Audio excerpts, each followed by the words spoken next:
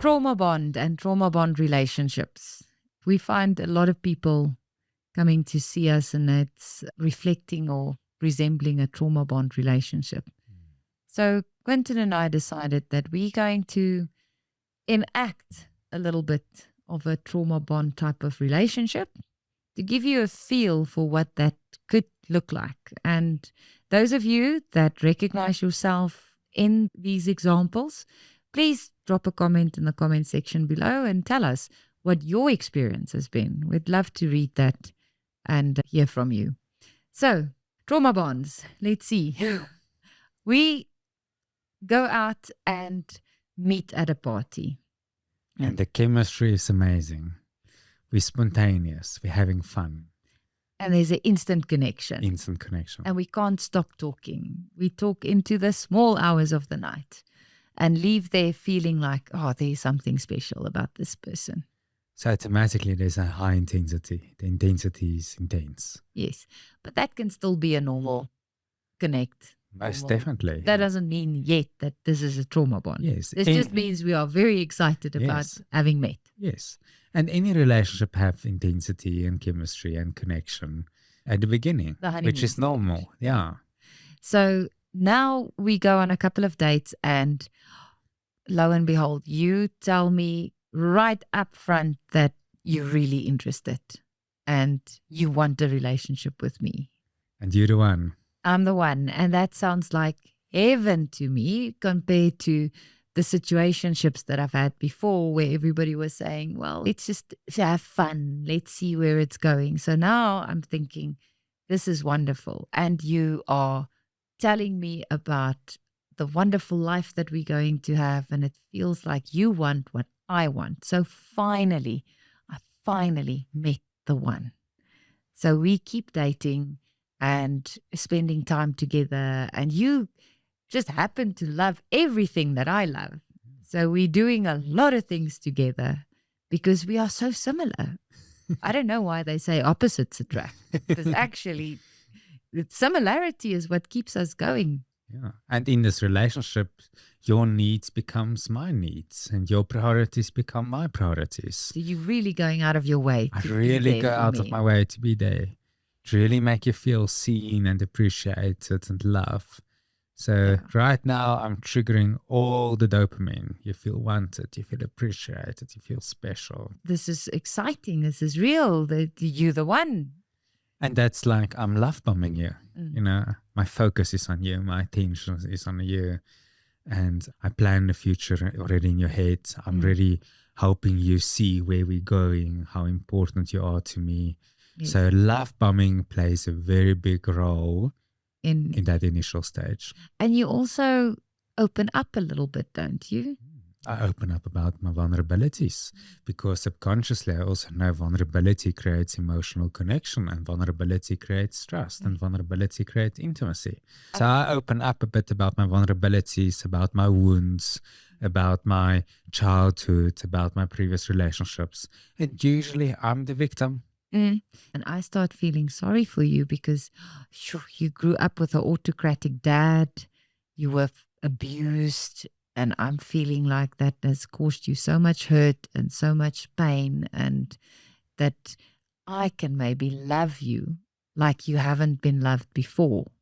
And you deserve that because your previous relationships, your ex-wife definitely didn't give you that type of love, or previous girlfriend or whatever, but and you are so sincere and so vulnerable in that, and my rescuer kick in because I can help you. I'm sure I can if I love you in the right way. So now we feel even more bonded, more connected. Exactly. And that can go on for weeks, for months. That can be quite a long period of time. That we both in this euphoria of connecting and focused fully on each other. So part of that is I arranged a get together, my friends come over, and now you're meeting all of them for the first time. And what do? I love them. I spend time with them. I try to prove to them I'm the perfect man. the perfect man for you. I show to them how much I care about you and make everyone feel special and make you feel special. So after that evening, my friends just tell me what a wonderful person you are. You are the best boyfriend that I've had up until now. But now, Quinton, just stepping out of the role play a little bit, that could still be a fairly normal relationship at this stage. Apart from the love bombing and over attention and maybe jumping the gun a little bit with getting married and having kids, this is not necessarily a lot of red flags at this stage. Most definitely not. And that's the challenge of trauma bonds. You can't necessarily see it in the moment. In the long run, what's going to happen, there's going to be a descending in that connection, in that chemistry, instead of enhancing. Yes. If you're in a healthy relationship, it's like it becomes better, it grows, it evolves. You still see the person's flaws and their imperfections, but there's a different growth that happens. Yes, acceptance. There's acceptance. Exactly. That's the big difference. Not the criticism. Yes. So let's get back to our trauma bond. And now it's about, let's say, 6 months in. So another get together with my friends, and on the way home, you start making comments about some of my friends. What type of stuff? Because jealousy plays a big role, doesn't it? Jealousy plays a big role in a trauma bond, most definitely, and a bit of obsessiveness. But you try and hide that at the beginning. In the beginning, I would hide it. I maybe mention it here and there. Okay, so But I would definitely control that behavior. How would it trickle through if we're now in the car on the way home? 6 months down the line, I would say, Johnny looked at you as if something happened before. It's like he has a different interest in you. And I don't trust Johnny. Okay, I would say no. I dated him at school. That was years ago. So you won't like that. Or things like, I don't like the way that Johnny looks at you. Yes, and I will make little comments about your friends. For example, Sam drank too much beer. He was drunk tonight. So what's happening subconsciously, something is creeping in, and we call it criticism and belittling. So now my focus is on your friends. So I'm making you aware that I actually start to see that. And it's so subtle. It's so innocent. It's just, you can brush it off as a bit of gossip, or maybe you just a little insecure. I mean, I used to date Johnny, so maybe it wasn't even. Maybe it's a friend that there was never any connection with. But these are friends that I've had for a long period of time. So we're comfortable with each other. And the guys used to tease me a lot. So now we're in our social setting. They still tease me. And there's a bit of banter between us and nothing more. But for you, that would trigger something. It triggers something. And many times it's a projection of my own insecurities onto you. And remember, that's also why I told you the victim story. I'm the victim.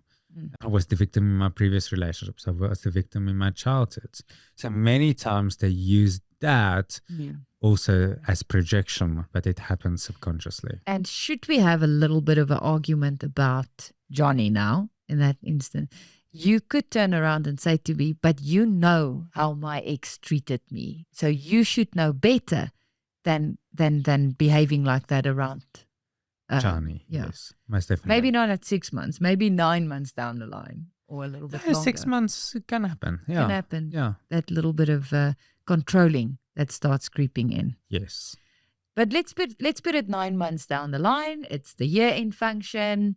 Annie, who you called pretentious in our last discussion, is having a big year-end party, and we off to celebrate. And I'm quite excited because I had a fabulous year at work. I got a promotion at work, and she said we're going to celebrate that as well. So I come out of the room very excited, dressed. I got this nice new dress, and you turn around and say, I think that dress is a bit tighter, and I think you may have picked up a bit of weight. And to be honest with you, I like the black dress more.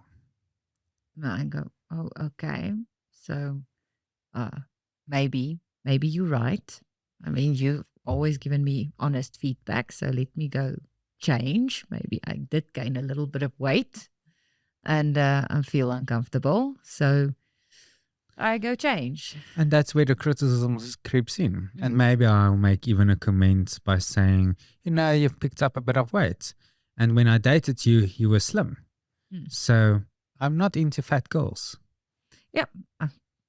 I had friends say that to friends of mine before. So, yeah, that's a very real example. So, what's your weight? Our agreement. Yeah. Or there wasn't even an agreement. It could just be a comment that you make. Yeah.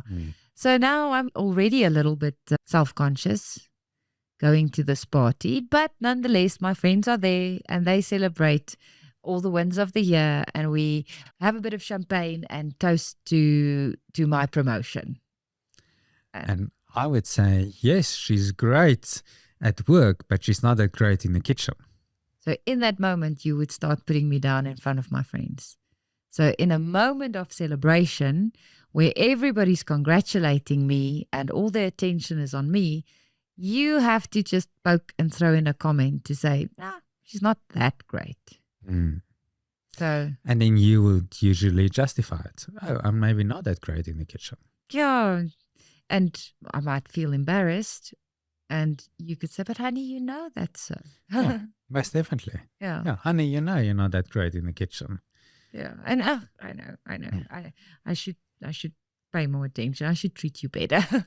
So that's starting to happen in my mind that, you know what, maybe I should give some more love and care and be a little bit more homely and not so focused on my work. I've neglected you, and I start questioning, is that what you're trying to say, that I put too much effort in work and that I'm not home enough, or I'm not creating a home space for you? So this could start happening in my mind now, because it doesn't feel good to just be put down like that in front of your friends. Doesn't feel good. So now I could start questioning that. Okay, so now the next day at home, I'm still not quite comfortable with exactly what happened the previous day. And you are now standoffish and cold. And when I ask you, is everything okay? What happens in your world? I would say yes, everything is fine. But on an energetic level, I'm starting to withdraw. I'm starting to withhold my energy. Why? It's because I don't really want to voice what I'm feeling, because I don't want to take accountability and responsibility of what I did last night. So that's the core. I don't want to take accountability. I don't want to take responsibility. Subconsciously, a part of me actually knows I did something wrong. Okay. But another part of me wants to justify what I did wrong. So by withdrawing and withholding my energy from you, it becomes your problem. And now, because we don't talk about it constructively, I start making up stories in my head going, you know what, I think I work too hard and I neglect you. So let me put in some effort. Let me actually go study some recipes. Let me make you sandwiches for lunch. So in the next week, I am prepping up and cooking a bit more, and I'm packing lunch boxes for you. And I'm liking it. I won't say much, but I actually realize now, if I withdraw and make certain comments, it gives me a sense of control. So now I've hooked you into that loop.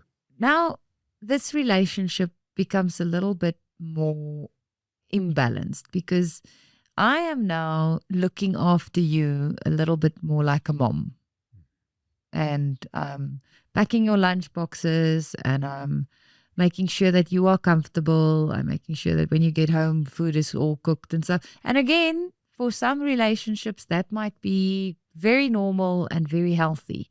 But in this relationship, there's things that are not discussed, things that are not communicated. I'm still worrying that I'm gaining too much weight and I'm starting to only eat salads so that you don't leave me, because you made it very clear that you don't want me to gain weight. And I'm not so sure I am the best person for you anymore, because you're cold, you're distant. I'm not sure where I'm standing, but we can't really talk about it. Yes, and that is lack of conflict. It's lack of communication. So now that creates disconnection. And that disconnection creates rejection. So you start to feel a sense of I'm rejecting you. And in this relationship, there's also a sense of rejection. And we used to do things that I like to do. So I like to go hiking. I like to go to flea markets. So I asked you for the weekend, can we go to the flea market again? It's been months since we last went. And your response? My response is, I just want a bit of free time. I went to the flea market. I was there already.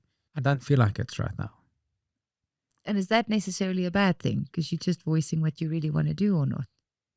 It's not a bad thing. The challenge is I'm not taking your feelings into consideration. The challenge is the other person is compromising, and now there's a lack of consideration, and now you will start feeling I'm not good enough, I'm unworthy, I do not matter. And that can create a sense of resentment. Okay. And that's what kind of happens. At the beginning, you were doing everything that I like doing, and then over time, that kind of splits up because you can't keep it up if it's not true to you. If it's true to you, that's something that's part of your world and your life, and you will keep it up. Yes. But if it's not part of your world and your life, and maybe flea markets is a bad example, but maybe you pretended to be a tennis player because I love tennis, but actually you don't like it that much. And then you start not doing that with me anymore, but also not wanting me to do that anymore. Yes. I must do more of the things that you like to do. And that's one of the things that's where control comes in. Yeah. Yes. And what's happening in the process, you're losing yourself and you're overcompromising to meet my needs. And now we're looking 12 months down the line, maybe 2 years down the line. I end up looking at myself in the mirror going, I don't know who I am in this relationship anymore. Annie, Johnny, and Sam is long gone disconnected because you didn't really like them that much. So we started going over there less and not staying so long. And I started disconnecting from them. And Johnny didn't even invite you to his wedding. Yeah, he finally got married. He didn't invite me. So maybe you were right. Maybe there was something there that I missed. And I'm start questioning everything. And I'm also not even sure who you are anymore, because that person that I fell in love with, that person that was so attentive, that always gave me all that attention, I don't see that person that often anymore. Once in a while, and often at times when the last episode was you disappeared for 2 days and said you needed space, but I was beyond myself worried. And then when I actually tried to talk to you about it, you made me feel really bad that I even asked anything of you. Yes, I would make you feel guilty. You know, you always go out with your friends. I always work late hours. I'm always at home. I don't know what is the challenge. So you can't even give me some space to just reconnect with my buddies, to do my own thing. By that time, I would feel so insecure already that I wouldn't even logically think that it's a communication issue, that it's respect to just communicate where you are. If you said you're coming home and you're not, that is we're meant to be a team. Exactly. But in a trauma bond, there isn't a team. Yes. And that disconnection, like I've mentioned before, creates rejection. But what the wound of rejection creates, it creates a lack of self-worth. So now you're going to start to question your own sense of self-worth. Who am I? You're going to lose your sense of self. So like you've said, you look in the mirror and you're becoming less and less and less. Your world is not expanding. It's actually shrinking. Part of that is they're not feeling comfortable to break away because I wouldn't necessarily have the confidence to stand on my own anymore. In a way, I'm dependent on you, but also broken down by you. And every time you want to move away from the relationship, I would make a promise. I will change.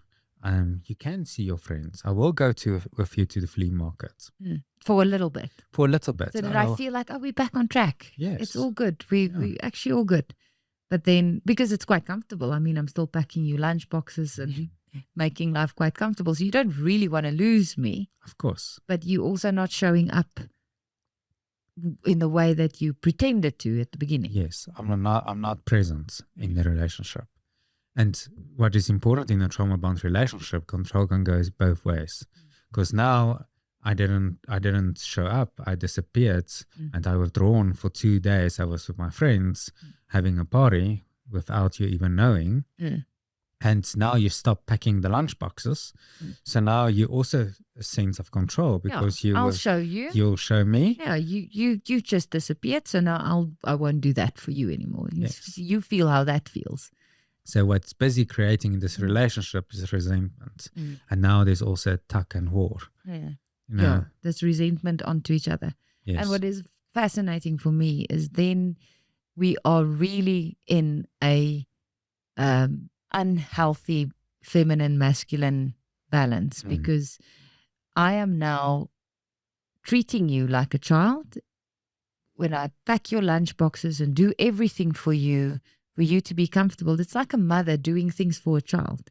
And that, ladies, completely disconnects you with your healthy feminine energy. When you overdoing things, over-compromising, over-giving to a guy, you are cutting off from your feminine energy and you're actually moving into a mothering energy. And that's also at the time when the sexual attraction disappears. Because which man wants to sleep with his mother?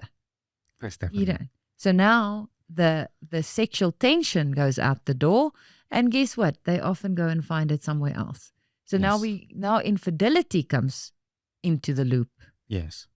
And also it creates a different dynamic. It's a tit for tat dynamic many times in a relationship. Yeah, in a relationship, there's a righteousness. And yes, infidelity do come. And usually in these relationships of trauma bond, it becomes a toxic relationship as well. And many times it's like it creates abuse. Because in the beginning, on emotional level, there's actually emotional abuse. I'm belittling you. I'm criticizing you. So emotional abuse comes in. Yes. And many times we see after emotional abuse, physical abuse comes in. Yes. And many times financial abuse comes in. One partner abusing the other financially. And usually after that, sexual abuse comes in.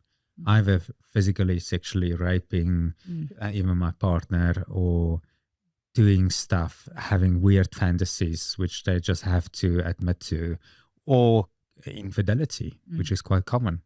So the downward spiral goes down very far, can become quite hectic. Yeah. And because you've lost yourself in this relationship, this is all you know.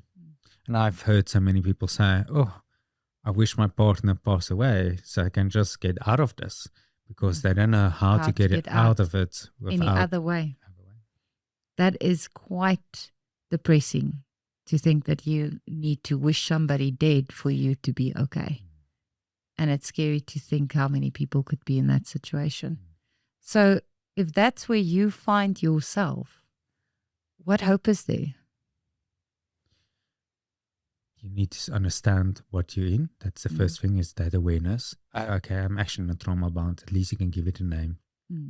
And then if you can give it a name, there's already steps you can take in order to get out of it. So I think it's important to watch our video on trauma bonds, how to get out of a trauma bond, and the practical steps you can take in order to get out of a trauma bond relationship. As a starting point to get some information. Yes. But beyond that, you might actually need to get some professional help as well. Most definitely. And, with the help of a therapist or a counselor, start working your way back to yourself.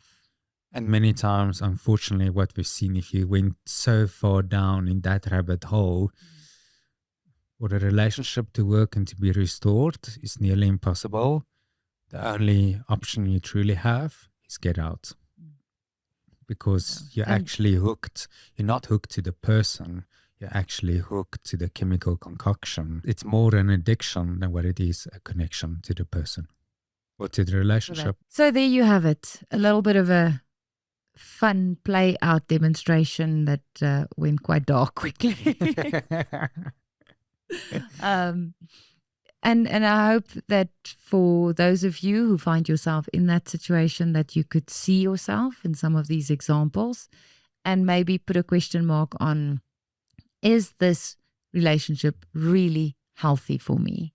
Could it be that I'm dating a wound here? And could it be that I'm stuck in a trauma bond? And if it is, what can I do? So look out for our following videos on trauma bonds to learn some more. And please like and subscribe so that you can, and hit that notification bell so that you can get a notification when the next video lands. And we'll see you in the next one. Thank you for watching.